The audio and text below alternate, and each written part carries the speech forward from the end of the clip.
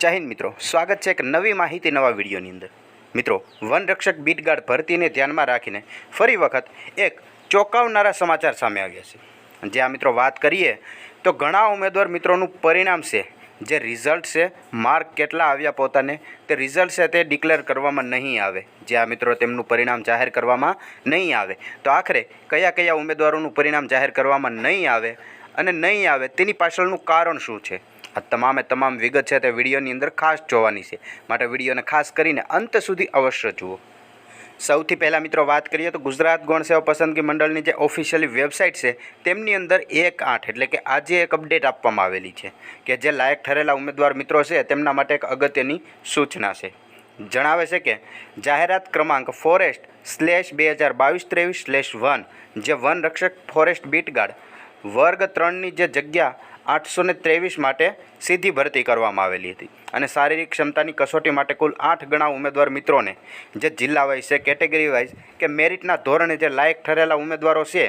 તેમની કેટેગરી અને category wise cut off mark તથા જગ્યા સામેની જે ટીટેડ કેટેગરી છે તથા તેમના રોલ નંબર આવી રીતે કરીને એક કામચલાઉ યાદી 31/7/2024ના રોજ ગુજરાત ગૌણ સેવા પસંદગી મંડળની જે વેબસાઇટ છે તેમની અંદર ડિક્લેર કરવામાં આવેલા હતા, તેમની અંદર પ્રસિદ્ધ કરવામાં આવેલા હતા। પરંતુ અહીંયા ગુજરાત ગૌણ સેવા પસંદગી મંડળ દ્વારા જે મહત્ત્વની અપડેટ આપવામાં આવેલી છે તે હવે શરૂ થઈ છે કે ઉમેદવારોની લેખિત તેમજ રૂબરૂ રજૂઆતો પ્રત્વે સંબંધ કરતા સર્વે ઉમેદવારોને આથી જણાવવામાં આવે છે કે મંડળ દ્વારા પ્રસ્થાપિત કરેલા પ્રણાલિકા તેમજ ગોપનીયતાના કારણે જે શારીરિક ક્ષમતા કસોટી માટે લાયક ઠરેલા ઉમેદવારો છે તેમના ગુણ જાહેર કરવાના રહેતા નથી। જે આ મિત્રો તમે અહીંયા જોઈ શકો છો કે ગુજરાત ગૌણ સેવા પસંદગી મંડળ દ્વારા એવું કહેવામાં આવેલું છે કે ઉમેદવારોને જાણ કરવામાં આવે છે કે પ્રણાલિકા તેમજ ગોપનીયતાના કારણે જે શારીરિક ક્ષમતાની અંદર જે કામચલાઉ મેરિટ યાદી ડિક્લેર કરવામાં આવી, જેમની અંદર 6584 ઉમેદવાર મિત્રોનું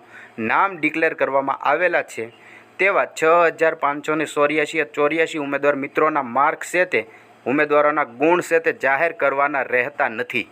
એવું અહીંયા ગુજરાત ગૌણ સેવા પસંદગી મંડળનું કહેવું છે। તદુપરાંત આગળ જણાવે છે કે ઉમેદવારોને CBRT પરીક્ષામાં મેળવેલા ગુણની વિગતો ફોરેસ્ટ ગાર્ડની પસંદગી યાદી સાથે પરીક્ષામાં બેઠેલા જેટલા વિદ્યાર્થી હતા તેટલા તમામ ઉમેદવારોના મેળવેલા ગુણ છે તે પ્રસિદ્ધ કરવામાં આવશે। આખરે ગુણ ક્યારે પ્રસિદ્ધ કરવામાં આવશે તો કે CBRT પરીક્ષાની અંદર જેટલા ઉમેદવારો બેઠા હતા, જેટલા ઉમેદવારોએ આ પરીક્ષા આપેલી હતી તેવા દરેક ઉમેદવારોને ફોરેસ્ટ ગાર્ડની પસંદગી યાદી સાથે આ ગુણ છે તે પ્રસિદ્ધ કરવામાં આવશે તેવું અહીંયા કહેવામાં આવેલું છે। જે આ મિત્રો કામચલાઉ મેરિટ યાદીની અંદર જેટલા ઉમેદવારોનું નામ આવેલું છે, 8 ગણા ઉમેદવારોનું જે નામ આવેલું છે તેમના ગુણ જાહેર કરવાના રહેતા નથી અને તે સિવાય જે તમામ ઉમેદવારો છે તેવા તમામ ઉમેદવારોની ગુણ છે તે ફોરેસ્ટ ગાર્ડની પસંદગી યાદી જાહેર થશે ત્યારે તેમની સાથે જાહેર કરવાના થશે,